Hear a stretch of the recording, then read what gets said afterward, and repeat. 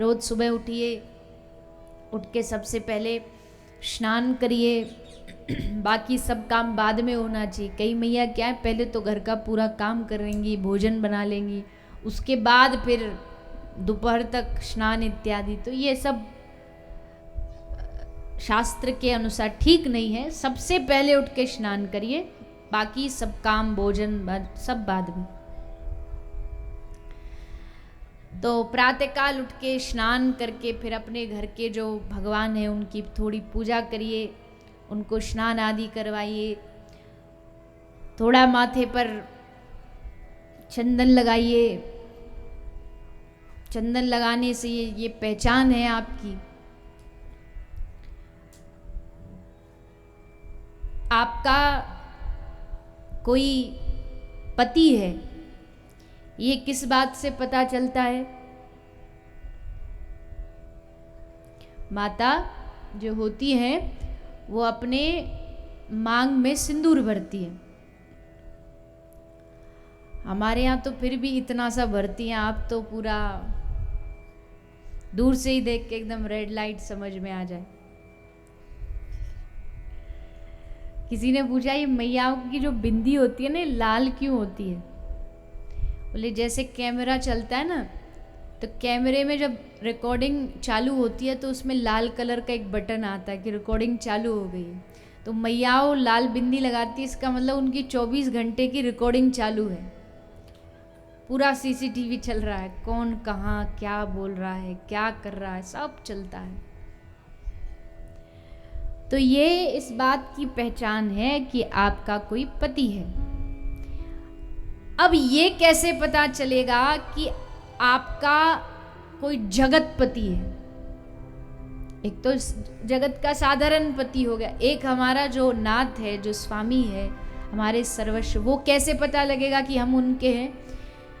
बोले जिसके माथे पर आपको चंदन दिख जाए, गले में कंठी तुलसी माला दिख जाए, तो ये समझ लेना कि इसका ब्याह ठाकुर जी से हो गया। अब वो पुरुष भी हो नारी भी, उसमें कोई भेद नहीं, माता हो पुरुष हो कोई भी हो। अब इसका भगवान से संबंध जुड़ गया, पताना नहीं पड़ेगा उसे, उसके जैसे मांग के सिंदूर से ही पता लग गया विवाहित है, ठीक वैसे ही माथे के चंदन से पता लग गया कि ये भगवान को ये भगवान का हो गया आज से। तो ये चंदन लगाना इसलिए जरूर, काल भी आ जाए तो देख करके समझ जाए कि इसको हाथ नहीं लगाना, खतरनाक है ये भगवान का दास है, इसको स्पर्श नहीं करना, नहीं तो उत्तर देना पड़ेगा हमें। तो माथे पर चंदन लगाना इसीलिए जरूरी है सबको, भले कोई, सबकी अलग अलग संप्रदाय होती है, कोई लंबा लगाता है, कोई कैसे, कोई कैसे, ज़्यादा भी आप नहीं लगा सकते, तो छोटी सी एक चंदन की छोटा सा एक टीका अपने मस्तिष्क पर धारण करें। शास्त्र कहता है कि चंदन लगाने से अकाल मृत्यु का हरण हो जाता है, सारी व्याधियों का नाश हो जाता है। हम उसमें भी शर्माते हैं, बताओ चंदन लगाने में हमें शर्म आती है। देखो कितनी हंस रही है मैया, अजी क्या कहेंगी, पड़ोसन क्या बोलेंगी, बाबाजिन हो गई। क्या चंदन लगाने से बाबा जी हो जाते? कि बाबा जी होना इतना आसान है कि जो मन चाहे वही? साधु ठीक है, बाहरी एक वेश भी होता है साधु का, लेकिन साधु तो एक स्वभाव है, ऐसे ही थोड़ी सब बाबा जी बन जाएंगे। ऐसे बन जाएं तो फिर तो आनंद ही आ जाए, पूरा जगत साधु में हो जाए। शर्माना नहीं चाहिए, गलत काम करने में शर्माओ, अच्छे काम में काहे की शर्म?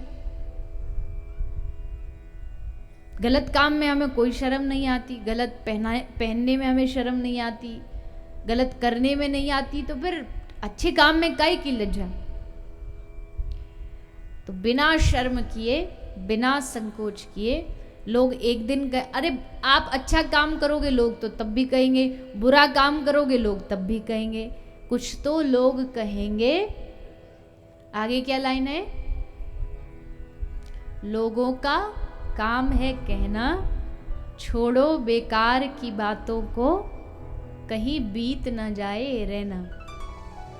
लोग तो कहेंगे, भगवान ने दुनिया बनाई इसलिए है। एक बार क्या हुआ, भोलेनाथ जी और माता पार्वती जी जा रहे थे कहीं से। तो दोनों बैठे थे, नंदी पर सवार थे, भोलेनाथ जी भी और माता पार्वती जी भी। तो जैसे पहले गांव में पहुंचे तो पहले गांव वाले ने देखा तो देख के बोलने लगे, अरे राम राम राम, कैसे लोग हैं, देखो बेचारे पशु एक नंदी को उस पे बैठे हैं दोनों जने, उसको सारा वजन उस पर रखा हुआ है। तो पार्वती जी बोली कि हे नाथ एक काम करो, मैं पैदल पैदल चलती हूँ, आप विराजमान हो जाओ। अगले गांव पहुंचे तो अगले गांव वाले बोले, अरे राम राम राम, कैसा आदमी है, कैसा पुरुष है, पत्नी पैदल पैदल चल रही है, खुद उस पे बैठा है, जरा भी लज्जा संकोच नहीं है। भोलेनाथ जी नीचे उतर गए, मैया आप बैठ जाओ, हम पैदल चलेंगे। तो भोलेनाथ जी पैदल पैदल मैया ऊपर बिठा दी। अगले गांव पहुंचे तो अगले गांव वाले बोले, अरे देखो देखो कैसे जोरू का गुलाम जा रहा है, देखो खुद नीचे पैदल पैदल चल रहा है, अपनी पत्नी को ऊपर बिठा रखा है। भोलेनाथ जी बोले, तुम भी नीचे आ जाओ, दोनों पैदल चलेंगे, तब ये लोग चुप होंगे। अब दोनों पैदल चलने लगे, अगले गांव में पहुंचे और जैसे अगले गांव में पहुंचे तो अगले गांव वाले बोले, अरे देखो कैसे बावरे हैं, वाहन है फिर भी पैदल जा रहे हैं।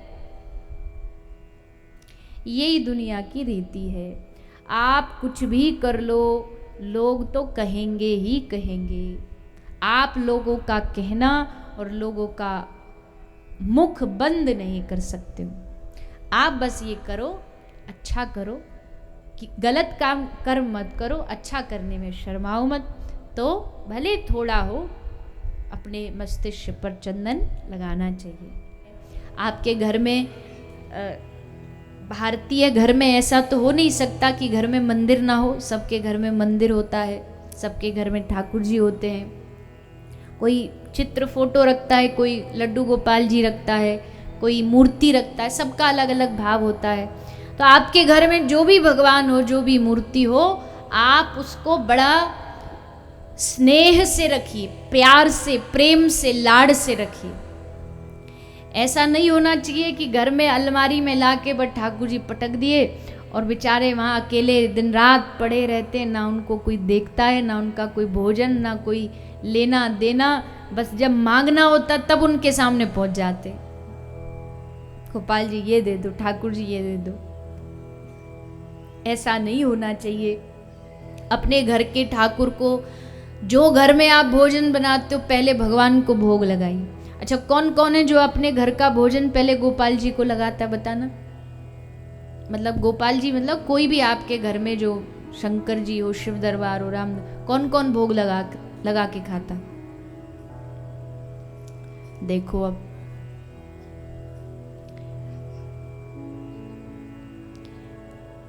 जब किसी की वस्तु को आप उससे बिना अनुमति लिए, बिना उससे आज्ञा लिए जब उपयोग कर लेते हो तो उसको चोरी कहा जाता है।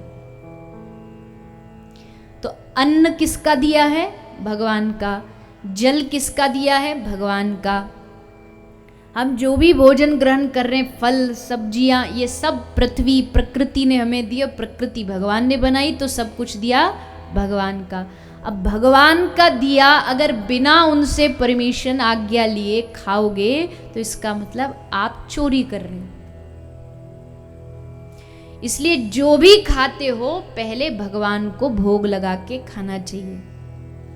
घर में रोटी, दाल, चावल, सब्जी जो बनाया है, तुलसी पत्र डालिए उसमें, और कम से कम 3 समय तो भगवान का भोग लगना ही चाहिए। जैसे हम 3 समय खाते हैं, सुबह, दोपहर, शाम, इन तीनों समय पहले भगवान को भोग लगाओ। यहाँ तक कि आप यहाँ बैठे बैठे भी पानी पी रहे हो तो पानी, जल भी तो भगवान का दिया है, उसको भी डायरेक्ट लेके पियोगे, वो भी चोरी है। तो यहाँ बैठे बैठे भी अपने मन में एक बार भगवान को पहले समर्पित करो, उसके बाद उस पानी को ग्रहण करो। इस प्रकार हमें नित्य अपना भोजन भगवान को देना चाहिए। और भोजन, अब भोग भी वही चीज़ तो लगा सकते हो जो भोग लगाने जैसी चीज़ हो। घर में बनाना भी वही पड़ेगा, वही बनाओगे जिसका भोग लग सकता है। इससे क्या होगा? आपका आहार शुद्ध हो जाएगा। तो आज कथा से ये चीज़ सीख करके जाइए। कल से क्या, आज रात से ही, रात को जाके अगर भोजन आप पाओगे तो पहला जो आपका भोजन की जो थाली है वो आपके घर के मंदिर में जानी चाहिए, भोग लगा के फिर उसको परिवार में बांटो। करोगे कि नहीं करोगे? अच्छा, कौन कौन करेगा? हाथ उठा के बताओ। बाकियों को क्या प्रधानमंत्री की परमिशन चाहिए? मोदी जी आए रात को 8 बजे आपको कहने के लिए कि ये करना। हम भारतीयों की बड़ी बुरी आदत है, जब तक हमारे ऊपर सर पर एक डंडा नहीं रहता ना कि ये करना पड़ेगा। उन्होंने कहा कि आज रात से 500,000 के बंद तो बंद। अब तुम रो चिल्लाओ ढीको कि हमारा सब चला गया, हम लुट गए, हो गए तो हो गए, क्या मतलब? करते रहो, हमको जो करना था हमने कर लिया।